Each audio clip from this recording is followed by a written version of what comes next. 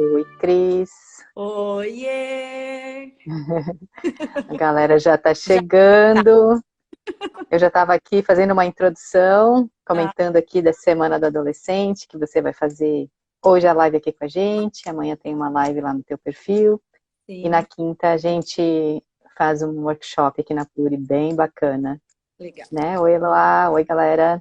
Então, eu já vou passar a fala para a Cris, porque a gente tem um montão de coisa para falar. Então, Cris, se apresente aí para o pessoal, e vamos tocar ficha. Ah, bem, eu sou a Cris de Sá e hoje é um dia muito especial porque é o dia do adolescente. Infelizmente, é uma data que nem todo mundo sabe, aliás, um percentual muito pequeno, né? Não é nem comemorado nas escolas, geralmente, então a minha ideia de trabalhar com eles, né, e vem já de começar a divulgar isso também e olhar para eles, bem. Eu sou a Cris de Sá, sou facilitadora emocional e comportamental de pais de adolescentes, pais da primeira infância também, mas mais focados em adolescentes. Às vezes trabalho os dois, né? Tanto o adolescente quanto o pai ou a mãe, ou independentes também, né? E sou a Cris, a mãe de 4 crianças lindas e maravilhosas. Aliás, 2 são adolescentes e 2 estão começando, né? No ano que vem entram na pré-adolescência. E, e aí, sou apaixonada por esse trabalho, porque eu acho que essa fase da adolescência ela é bem tumultuada, não só para os pais, mas principalmente para o jovem adolescente. E a gente precisa acolhê-los e estar mais próximo deles para viver com eles esse desafio. Certo. Então, vamos contar um pouquinho aí como que é a experiência como mãe e como profissional, né? E o que você nos traz aí? Vamos fazer um apanhado geral aí de dicas e dúvidas e É, enfrentamentos e desafios. tanto como mãe, como profissional, e aí Uhum. também, né, a adolescente que há em mim ainda, né? Sim. Todas nós tem ali, temos os nossos conflitos de adolescência, né? Encarnados em nós também, né? Não é só a criança interior, mas o adolescente também, né? E, enfim, eu trabalhava com adultos, né? E eu comecei a perceber o valor que tinha desse trabalho de desenvolvimento emocional, de autoconhecimento, de empoderamento nos jovens, o quanto isso ia chegar neles e eles, né, se tornariam justamente esses adultos que eu estava trabalhando, quanto eles já estariam preparados, né? E evitando aí muitas dores, muitas talvez sofrimentos mesmo e conflitos internos quando eles tomassem posse de quem eles são, né? De se conhecerem. E aí eu adentrei esse mundo, né? Do trabalho emocional com os adolescentes. E começando em casa, né? A gente começa a testar, começa, né? Ah, isso dá, isso não dá. Aqui vai, aqui não vai. Opa, esse deu conflito, vamos rever, vamos pensar a forma de comunicação e olhar para isso também. E aí eu tenho 2, né? Um que fez 18 anos, o Matheus fez 18 anos mês passado, né? Já de maior. Daí ele fala que agora ele já é adulto. Eu falo assim, não, a adolescência, a adolescência para o ECA, que é o Estatuto de Criança e Adolescente, ele vai dos 12 aos 18. Mas a OMS considera a fase da adolescência e juventude, que é essa fase do amadurecimento, né? Cerebral mesmo do ser humano, ela acontece dos 10 aos 24. E até pela tendência que nós temos hoje dos jovens saírem mais tarde de casa, né? Então, na Uhum. nossa época lá, né, se casava talvez mais cedo, né? Os jovens já tinham uma independência, né? Já saíam de casa rumo ao trabalho muito mais cedo, né? Com a morar sozinhos e tal. E hoje o jovem ele tende a ficar um pouco mais em casa, né? Então não é só quando ele tem a maturidade, a maioridade que ele já vai morar sozinho, que ele já vai, né? Enfim, ser independente dos pais, Uhum. viver a vida deles, né? Então, a maioria dos Sim. jovens hoje ainda permanece na casa dos pais, né? E isso também traz um pouco como que eu posso dizer? Talvez lentidão mesmo, né? Nesse processo de amadurecimento, de independência, de autonomia, né? E e aí, então assim, nesse processo, né, de adolescência, de descobrir, eu tenho a Gabi também, que vai fazer 15 aninhos, e eu tenho duas Uhum. pequenininhas que tá ali na segunda infância, quase adentrando, né, a pré-adolescência também. Daí vai ser um turbilhão de emoções na casa. Meu Deus. Então, aí eu tenho também uma, bom, segundo a OMS é adolescente, segundo o ECA é uma pré-adolescente. A Isis que está aí escutando, viu, Isis? Presta Não, atenção. Ela e seus 11 aninhos. Realmente, né, é um período de muita experimentação. sim. A gente não dá para a gente querer replicar aquilo que a gente recebeu, porque muita coisa mudou e o tempo inteiro está mudando. Acho que as gerações vão mudando, né? E a Uhum. gente tem que ir se adaptando também, né? Não dá para parar e achar que tem uma receita pronta para criar essas criaturinhas, né? Tem aqui uma pergunta do Ale de Sá. Hoje os pais competem com uma mídia esmagadora. Como fazer para passar nossos valores? Ó, já chegando, né? Seu Alessandro, é o pai dos quatro. Ó, É, eu acho que a gente precisa estar muito presente, né? Até eu acredito que ele está falando sobre isso porque a gente assistiu esse final de semana. Eu não sei quem já assistiu um documentário que está no Netflix de O Dilema das Redes. uhum, E, gente, é assustador. Literalmente, o que o documentário traz é que nós somos marionetes diante das redes sociais. E nossos filhos que estão nesse amadurecimento próprio mental mesmo, né, do cérebro, de amadurecimento de vida, de experiências, estão muito mais conectados, né, com isso, né? Eles estão nas redes sociais 24 horas por dia, né? E aí a gente vem e olha para a necessidade de estar presente, de chamar para conversa, de perceber, né? Opa, tá ultrapassando, de repente está demais, sempre, né? E trabalhando e percebendo o excedente, o excesso. E tudo que é excesso não é saudável, né? A gente vai falar um pouquinho depois de limites, mas todo para você ser ilimitado, para você ter saúde, você precisa ter limites na sua alimentação, limites, né, na sua saúde física. Para você ter limites de ir e vir, você precisa ter limites de segurança, de aí, legislação. Então, tem uma série de limites que te dão o direito de ser ilimitado, né, nas suas escolhas e na sua caminhada.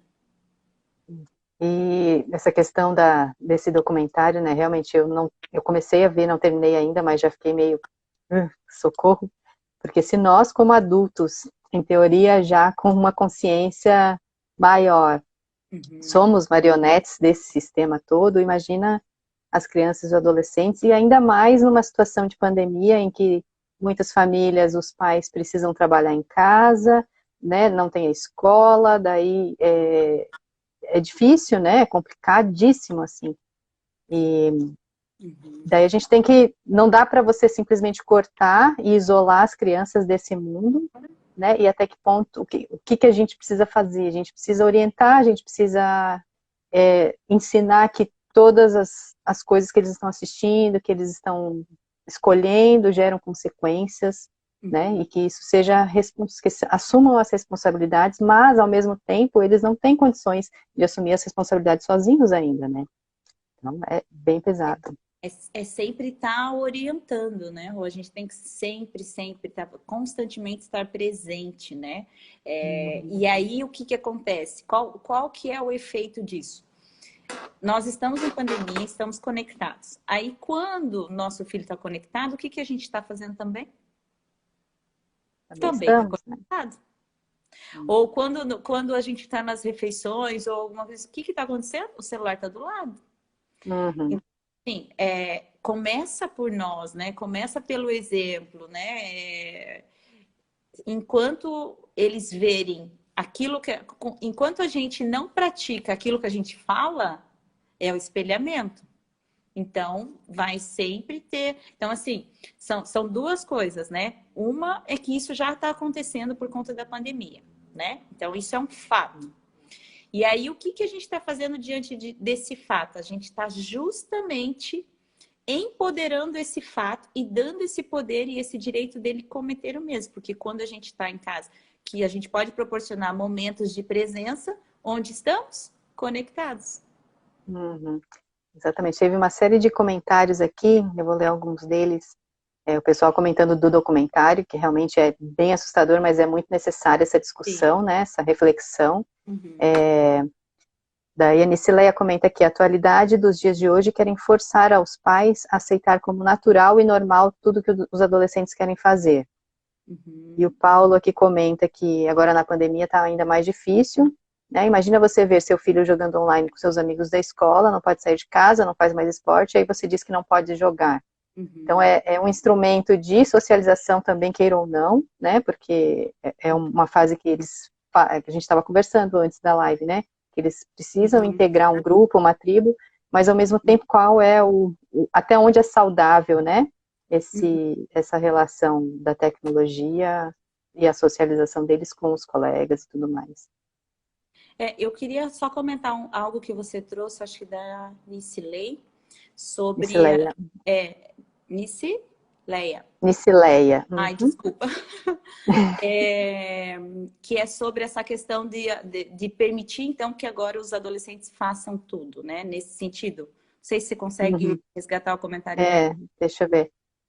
Atualidade hoje querem forçar os pais a aceitar como natural e normal o que os adolescentes querem fazer. Então, eu queria comentar um pouquinho sobre isso, nessa questão de forçar os pais, né? Não, a minha opinião, né? Minha sugestão como profissional que eu venho estudando e que eu venho praticando em casa, né? Eu acho que não é necessariamente você impor algo de que é permitido, de que tudo é permitido. Algo que você trouxe bem no comecinho da live foi sobre essa mundo novo. Nós estamos num mundo novo, existe sim a conexão, existe sim um pouco mais de liberdade do que, né, do que a gente teve. E eu acho que hoje é uma adaptação dos pais com esses jovens e com a atualidade.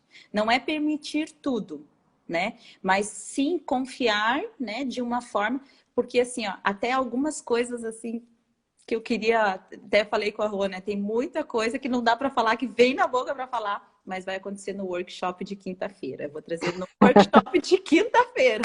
Exatamente. Mas é sobre esses limites, sobre eras, porque a adolescência, gente, isso não é de hoje. Os adolescentes, comportamentos de adolescente, ele vem lá histórico, sabe? Então, é coisas que eu vou trazer no workshop que vai ser bem legal.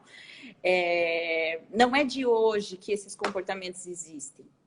Vamos resgatar a nossa adolescência. A gente também queria liberdade. A gente também queria limite. A gente também, às vezes, não prestava atenção no que nossos pais falavam, ou se eles não permitiam algo, a gente também queria fazer outras coisas. A gente também queria ir para festa sem limite. Então, assim, uma série de coisas são comportamentos de adolescentes.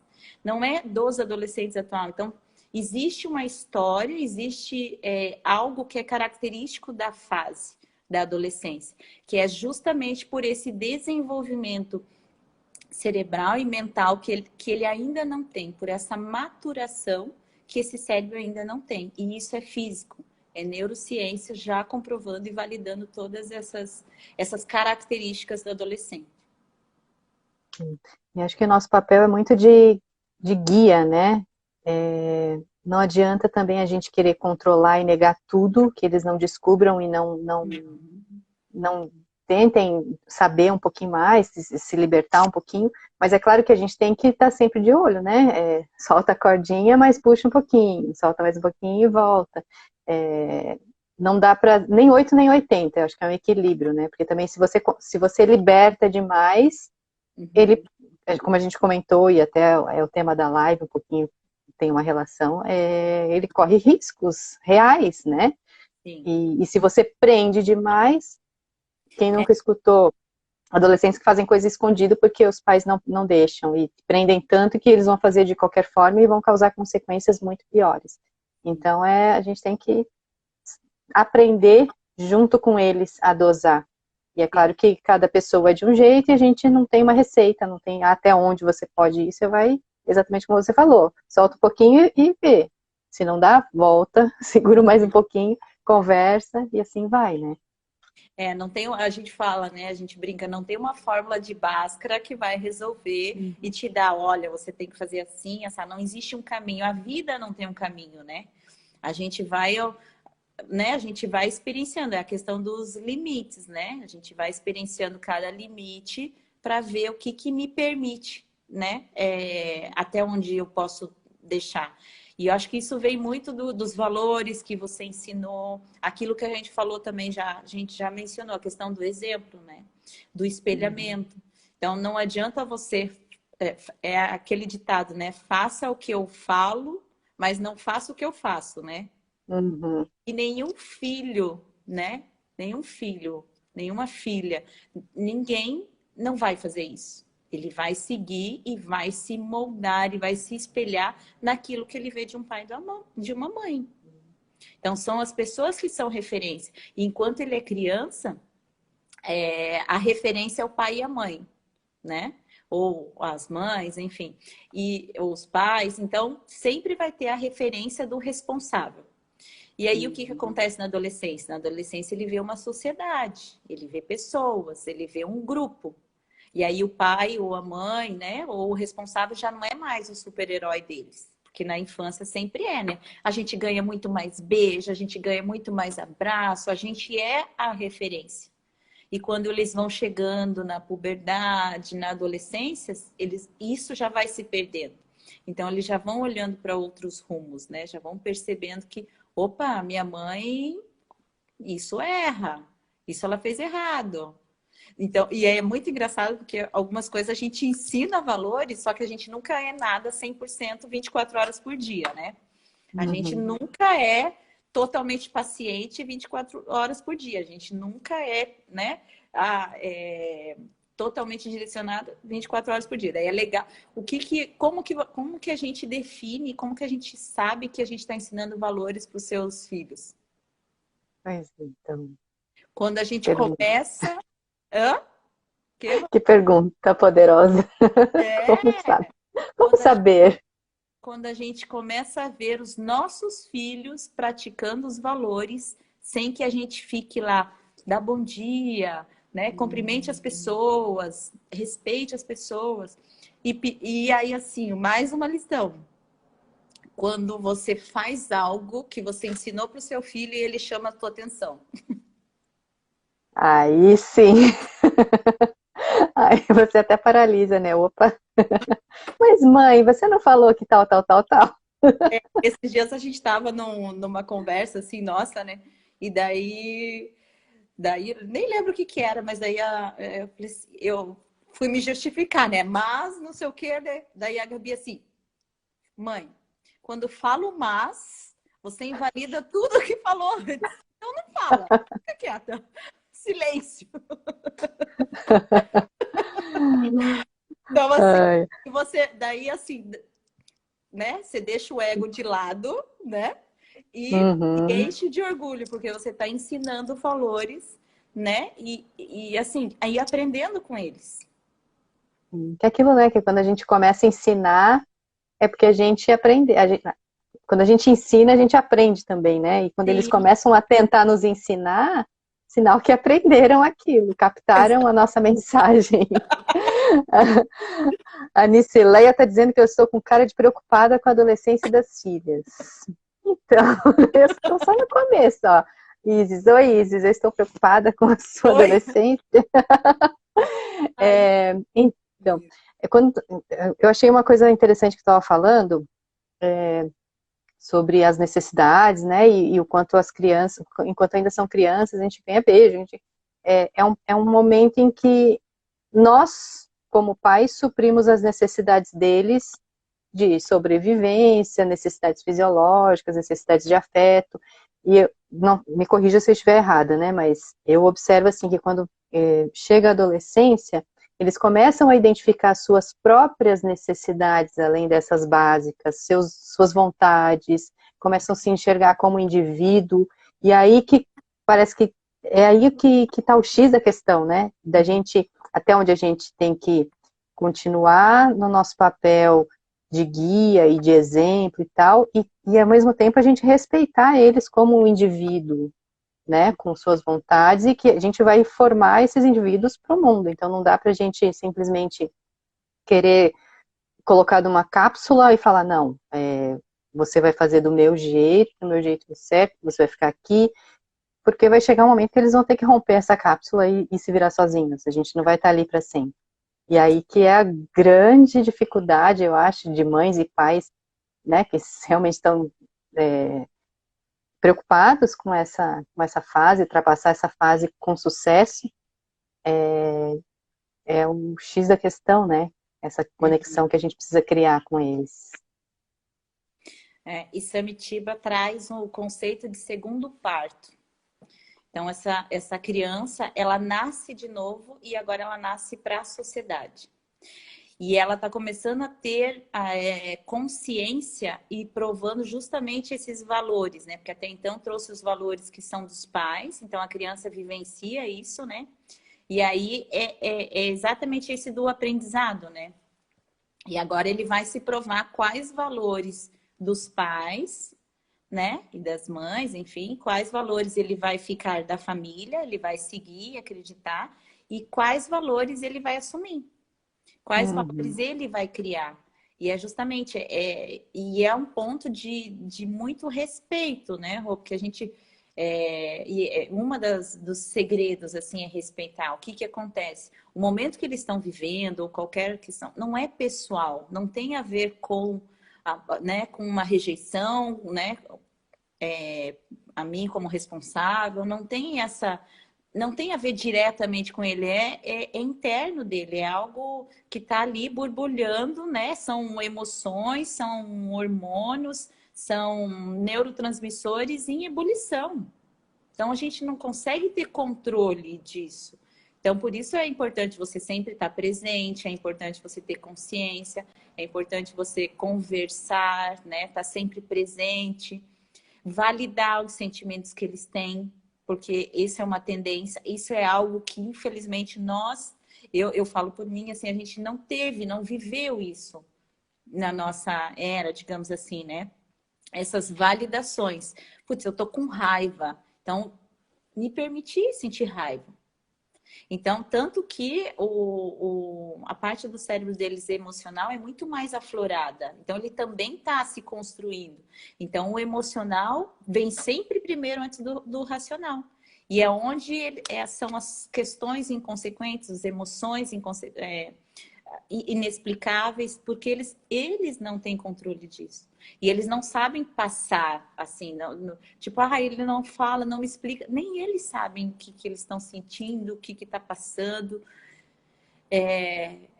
o que está acontecendo, né? Porque é uma fase de ebulição. Imagine as bolhas, né? De conexões que está acontecendo ali na mente dele. É uma fase de total experimentação, né? E quando eles são podados de experimentar, isso reflete depois aí na vida adulta.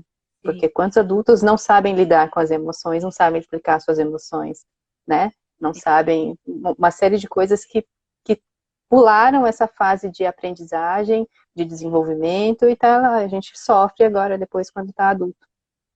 Né? Teve alguns comentários rapidinho aqui, que o Paulo comentou aqui sobre o filho dele de 15 anos, que ele tanto fala de inteligência emocional, que agora o filho também comenta, pai, isso aí não é legal em termos de inteligência emocional. Ah, deixa eu ver quem mais comentou. Ele ainda fala assim, né? Outra coisa é que nós somos só uma variável na formação dos filhos. Nossa responsabilidade é grande, mas não é 100%, tanto para o bem quanto para o mal, né? O Márcio Almeida comenta que nós seremos pais e mães até a morte, com graus de relacionamentos diferenciados com os filhos. Uhum, Né? exatamente. E a Mas é Nicileia importante, comenta... mas Oi, deixa eu pode só, falar. queria comentar ali do comentário dele, por isso que é importante a gente manter conexão, por isso que é importante a gente Uhum. estar presente. E aí as relações saudáveis, workshop na quinta-feira. Sim. Já se inscrevam lá no Simpla, na Pluriversidade. Vai ser sensacional. Por isso a importância, porque o que, que acontece, né, hoje? Muitos se afastam, né? Não tem uma relação saudável com os pais. E aí vem dessa construção. Então, eu acredito muito numa mudança de realidade, assim, né? Porque a gente vem tendo pais e mães mais querendo ter essa proximidade, essa conexão com os filhos, né? Não de amizade, não naquele lado que não é saudável, que daí é tipo o amigão e tal para todas, que é como a Nilcileia. Nicileia. Uhum. Leia trouxe também, né, de aceitar tudo e limites. Não nesse sentido também, mas no sentido de uma relação, né, de responsável por esse jovem saudável, um porto seguro de fato, onde ele vai e volta, porque ele sabe que ali é o porto seguro dele. Sim. A Ana Vaz, ela pergunta se aquele documentário das redes é indicada para os adolescentes assistirem. O que Sei. você acha? É 12 anos a indicação.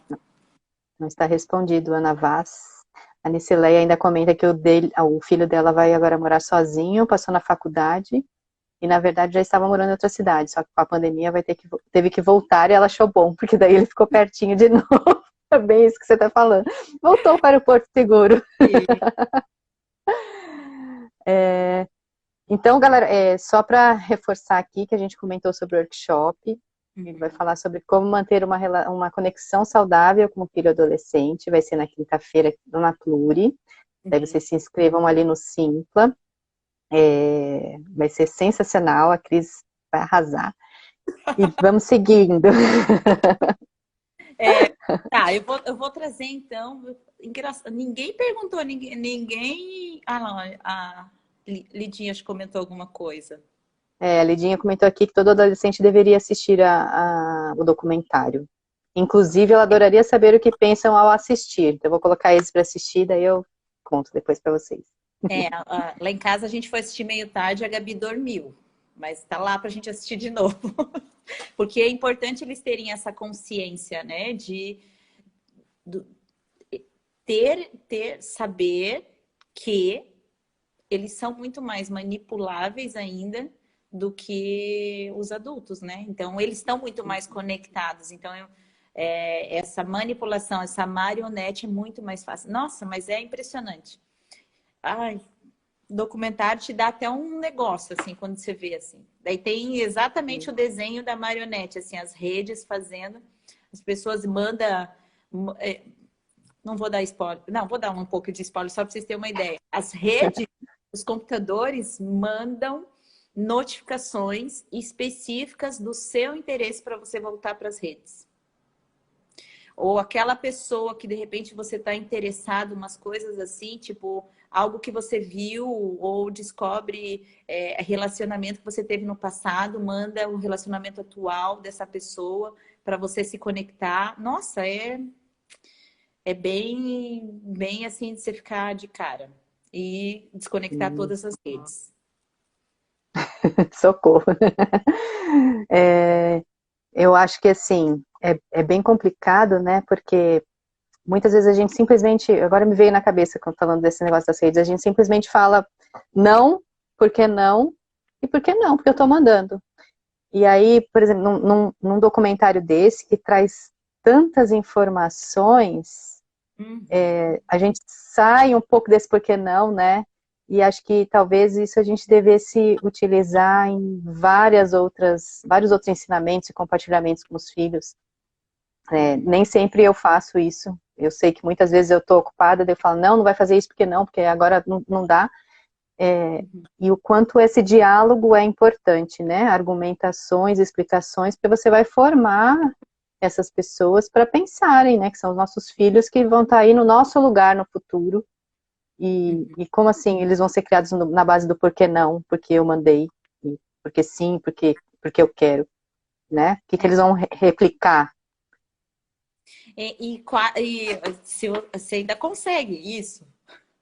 Porque assim, muitos pais não conseguem mais. Se você consegue, ó.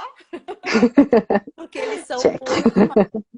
É bem isso, eles são muito mais antenados. Os jovens de hoje são muito mais conectados. Então, esse por que não? Ah, porque eu não quero? Ah, porque não? Olha, se tá funcionando aí. Sim. Porque é desafiador. E eu acho que é bem isso que você falou né, como que eles vão se deparar com o público, com a sociedade, com o trabalho, né? Eu acho que essa compreensão de o que tem por trás desse não, que tem uma questão de segurança, que tem uma questão de preocupação nossa né, com esse desenvolver mental, com não encher de lixo tóxico, né, digital na cabecinha deles, é muito importante. Então, é essa percepção. E eles precisam entender que, assim, nós já vivemos um pouco mais, então a nossa experiência também precisa contar. E às vezes é conversando, é deixando isso claro, né? São as experiências que a gente já viveu que nos permite dar conselhos hoje. E uma das coisas que a gente tem que estar claro é que nem sempre eles vão aceitar os conselhos, né? E é bem uma coisa que eu acho que o Paulo falou, né? Você tem que estar confiante que você fez a tua parte, confiar. E eu até vou ter que ir rezar, né? Para que dê tudo certo. Oremos. Ó, choveu de comentários, eu vou ler aqui rapidinho, que a Paty comenta que até mesmo nós que somos adultos estamos totalmente à mercê dessa manipulação referente às redes. Imagina os jovens e as crianças que não têm o córtex pré-frontal totalmente desenvolvido, já falando em ciência, né? É o responsável pela racionalização, né? Pelas decisões, por ponderar os prós e os contras, a segurança, que é justamente o que o jovem está em total desenvolvimento. Sim. A Lidinha pergunta aqui, quando o adolescente não está aberto ao diálogo e prefere ficar quietinho? Tem que observar também. Porque assim, mesmo, às vezes tem assim uma questão de personalidade, mas ele precisa pelo menos ter certeza e saber que você está ali disponível para ele. E às vezes a gente precisa, sabe o negócio de desenhar, que às vezes a gente fala, putz, preciso desenhar, não entendeu? Aí, às vezes a gente precisa comunicar de outras formas. Então, nem sempre a forma com que a gente está comunicando pode ser que ele esteja entendendo.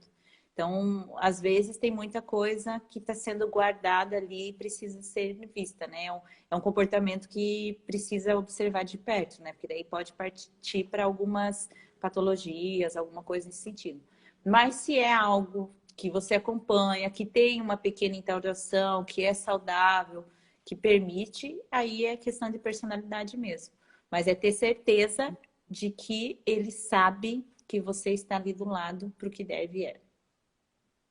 Sim, porque às vezes podem existir medos, né? E daí você tem que saber de qual é a origem desses medos, qual a origem dessa insegurança, da desconfiança. Será que eu errei, por isso que ele não quer diálogo comigo, né? Eu não dei essa abertura. Então, realmente, acho que isso que você falou, né? A gente tem que também se observar e observar eles e essa relação, né? Se está sendo saudável, o que é. Mudar, Sim. assim, às vezes, porque assim, se a comunicação, se a gente está comunicando algo que é sempre a mesma coisa e está tendo sempre o mesmo resultado, é aquele negócio, né? Estou fazendo sempre a mesma coisa e quero um resultado diferente, talvez vamos, né, oscilar um pouquinho, talvez uma outra forma, numa outra oportunidade, num outro episódio ou num outro momento, né, da experiência, né, do que está vivendo, seja numa refeição ou de repente uma oportunidade de um passeio, algo assim, né? Então, criar também oportunidades para falar de forma diferente, né? Uhum. Sim, excelente. Aqui a Isis já querendo me fazer um bullying aqui, falando que às vezes a gente fala por que não, porque eu tô mandando e etc. Eu vou banir a Isis da live.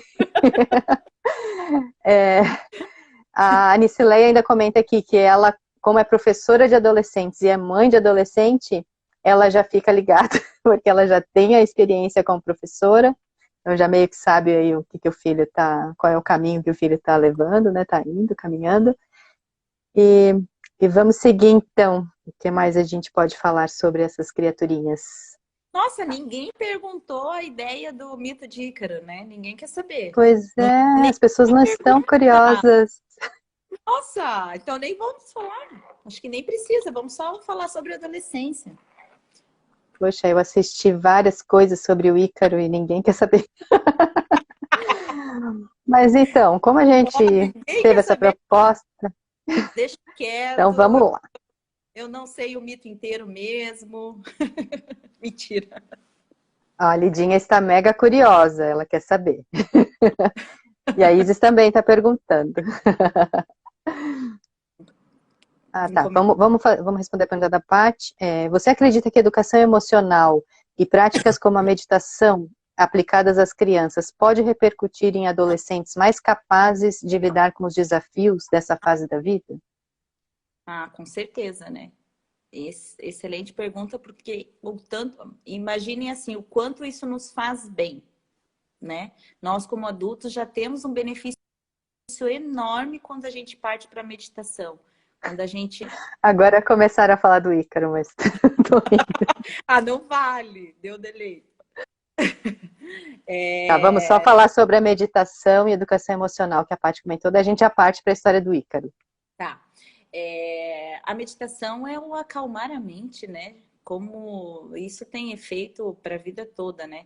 E se cria-se o hábito já na infância, inclusive essa semana eu estava vendo sobre a prática da meditação já na infância, o quanto isso vai tornar um adulto muito mais tranquilo, muito mais ponderado, né? Muito mais, talvez até, vamos pensar lá, talvez até um desenvolvimento do córtex pré-frontal ali mais tranquilo, onde ele comece a ponderar antes, né? Onde não deixe a emoção controlar tanto. Então, a meditação traz muito isso, né? Traz essa tranquilidade, essa calmaria para resolver. Então, a gente não resolve no impulso, né? Que é uma característica do adolescente, que é uma característica desta fase, que é histórica desde lá, e eu vou contar só lá no workshop. Ah! Cheia de spoilers. Ah, Tá. que legal. Essa questão da meditação é bem legal, né? Porque aqui eu tenho uma de 7 e uma de 11.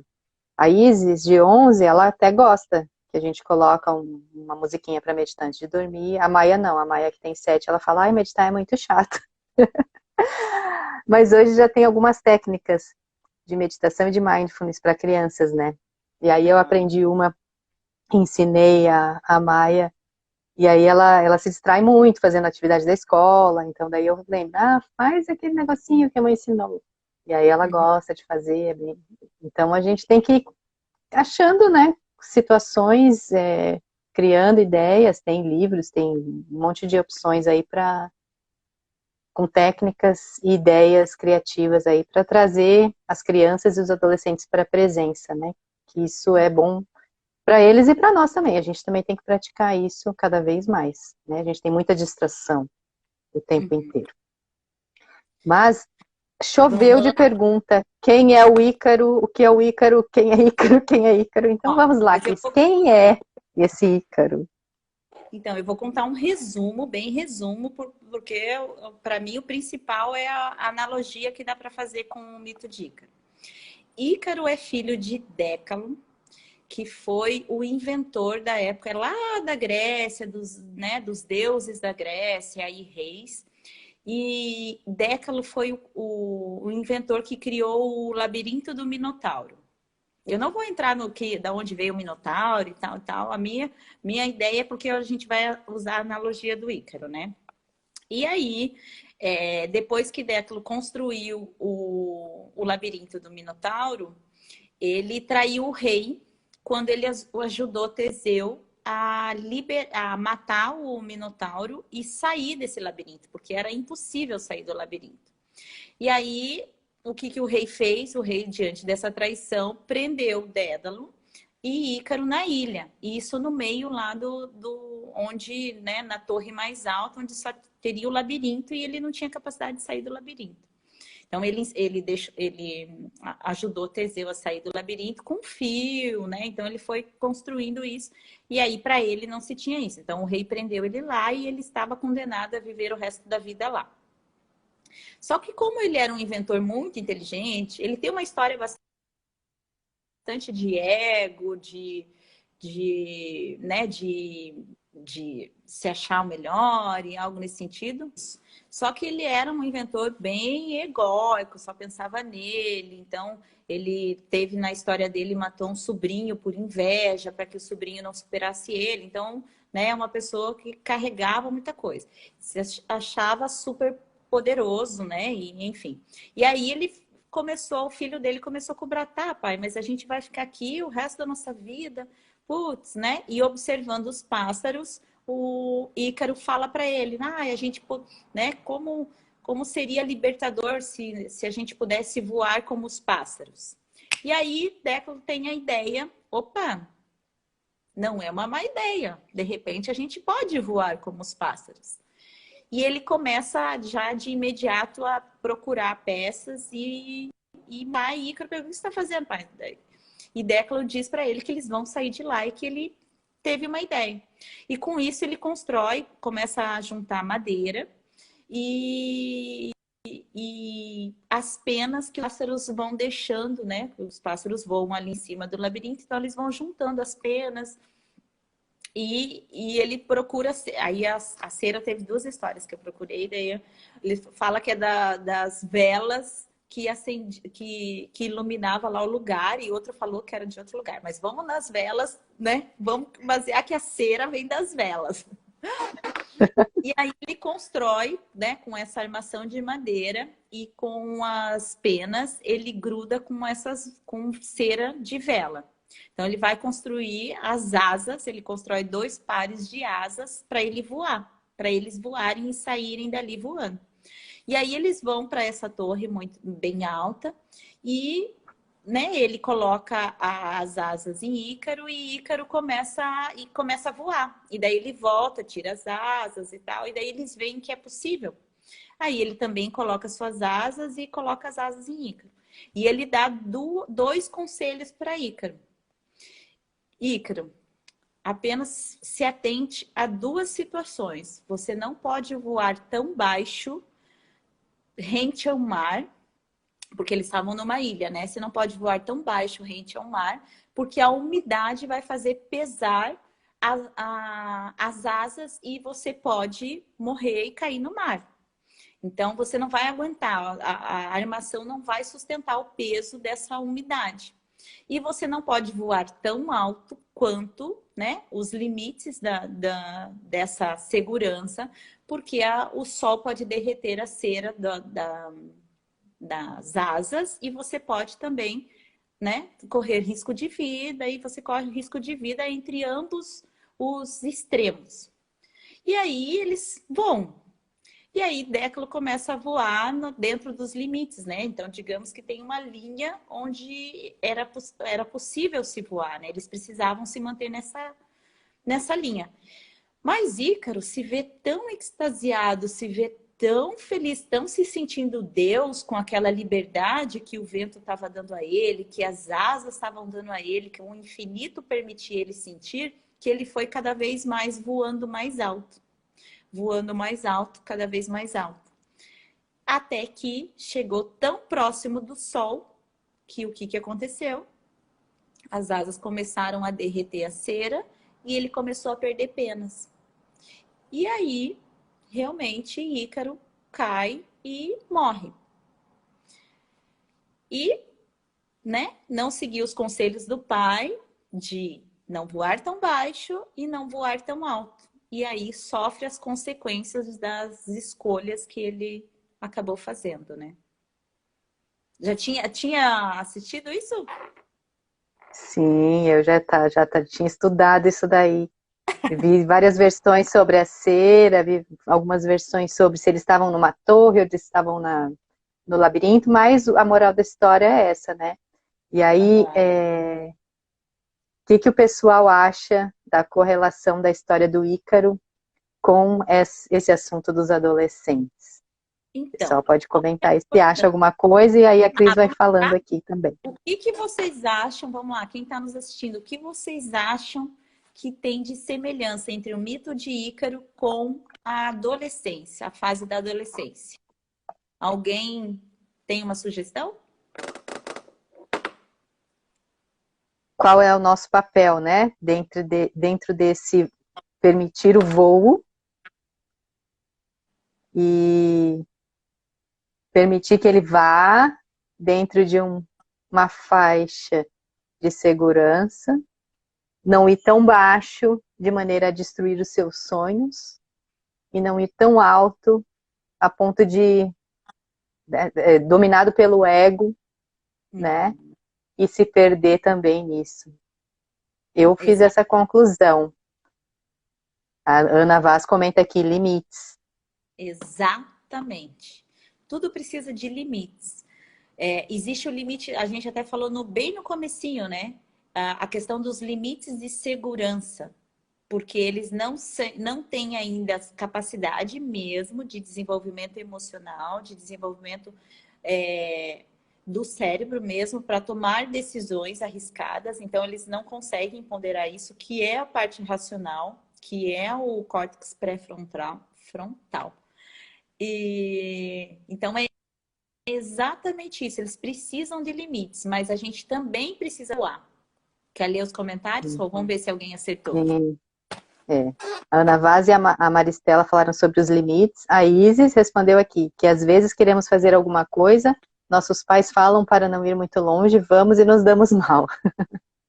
A Paty, o adolescente tem... presta atenção. A Paty fala que o adolescente tem essa temeridade, ausência de medo, arrisca-se mais. O Paulo fala que o adolescente é destemido, quer sempre testar os limites e mesmo com toda orientação eles ainda têm a liberdade para fazer o que querem. A Lidinha fala que os adolescentes têm vontade de testar os próprios limites e não aqueles que os pais colocam. O Ale de Sá, os pais orientam o que é melhor, porque já viveram algumas coisas. Porém, os jovens querem experimentar por si mesmos. Como fazemos para passar nossa visão e experiência sem podar essa experiência que eles precisam ter? É uma pergunta. Como fazer para passar a nossa experiência sem podar a experiência deles? Então, é exatamente isso. Assim, ó, o Paulo, acho que é o Paulo que trouxe já de cara isso. Que foi um comentário que ele fez lá no comecinho, que mesmo que a gente dê segurança, mesmo que a gente ensine, eles vão fazer e vão testar. E por mais que o pai de Déclo tenha dado conselhos, tenha dado segurança, tenha passado firmeza, tenha, né, passado a experiência dele e orientado, Ícaro não o ouviu. Então, por que isso é tão importante, né? Ainda, o que eu digo, né? O que eu uso muito como referência essa história. Porque o que acontece? Por isso que é importante a conexão saudável. Porque se você vai construindo uma relação de reclamação, de generalização, de comparação, de cobrança, de pressão, isso diminui cada vez mais a tua conexão com esse adolescente. Isso vai afastando ele de você. Então, se há a possibilidade dele não te ouvir, mesmo você estando próximo, quem dera quando você estiver longe. Sim, a Então, Paty mais... até traz aqui uma sobre mais ou menos nesse assunto, que ela diz assim, como seria essa história, como essa história seria diferente se o pai, sabendo que está lidando com um adolescente, voasse perto do filho, orientando o tempo a tempo quando percebesse que a cera estava derretendo. Então, acho que é muito daquela presença também, né? Não só falar, ó, eu te avisei que não pode fazer isso, aquilo, porque vai acontecer tal, e largar. Uhum. Na verdade, na história de Ícaro, o pai continua orientando. Então, o pai se desespera quando vê Ícaro indo para a morte mesmo, para o risco de vida. Então, ele começa a chamar Ícaro, mas Ícaro estava tão inebriado por essa sensação de liberdade, por algo extasiado que ele não tinha, que ele acaba não ouvindo o pai. Então, é a fase da adolescência, é a fase dos testes mesmo, né? A Lidinha até trouxe, alguém trouxe, da testagem, né? Ah, eu vou testar os meus limites. Mas o quanto Décalo e Ícaro eram realmente pai e filho próximos. O quanto realmente Ícaro, né, ocultou aquela voz do pai, que era uma voz de sabedoria, de segurança, que daria para ele, e realmente se permitiu ir sozinho. E aí a gente pode até pensar no que a gente, na relação que a gente fez no início, que é o ciclo, né? Eu até tinha pegado aqui, ó. A gente até tinha comentado, né? Que o ciclo familiar do jovem, ele é um ciclo pequeno, né? Da família. E quando ele vai para a adolescência, nós como pais, a gente precisa orientar esse filho que ele tem agora uma liberdade maior.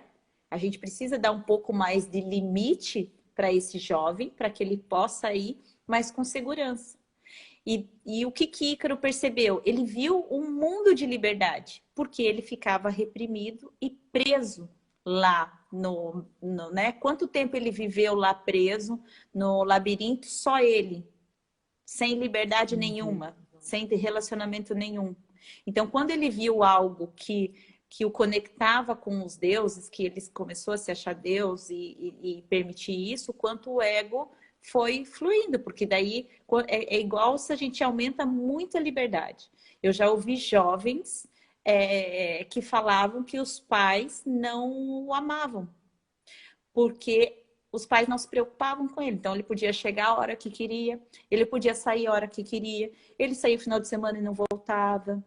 Então, assim, é a liberdade excessiva. Então, a importância desses limites baixo e alto serem limites confortáveis para esse jovem experienciar, sim, né? Coisas novas, experienciar, sim, os grupos, as pessoas, conhecerem outros jovens, né? Mas ter essa segurança, ter uma liberdade que a gente chama vigiada, né? Às vezes você solta um pouquinho, mãe, posso ir tal pessoa? Pode. Dessa vez não pode. Vamos ficar em casa, foi talvez. Vai, é aquilo que a gente falou, você vai liberando aos poucos, você vai criando confiança, tanto né, nesse jovem, quanto ele vai criando confiança em nós responsáveis, né? Sim, exatamente. Foi até o que a Eliane comentou, estabelecer a relação de confiança. E o Paulo, vamos aqui para os últimos comentários, que daqui a pouco acaba a live, voou o tempo. O Ícaro dava para falar mais uma hora ou mais, ou horas, várias horas. Ele fala aqui sobre a questão de ouvir sem julgar, que é muito difícil. Porque se você julga, da próxima vez ele não fala mais. Então, será que não é melhor, ao invés de dar conselhos, fazer perguntas e fazer o jovem refletir? Mas Ele eu vou mesmo falar. respondeu.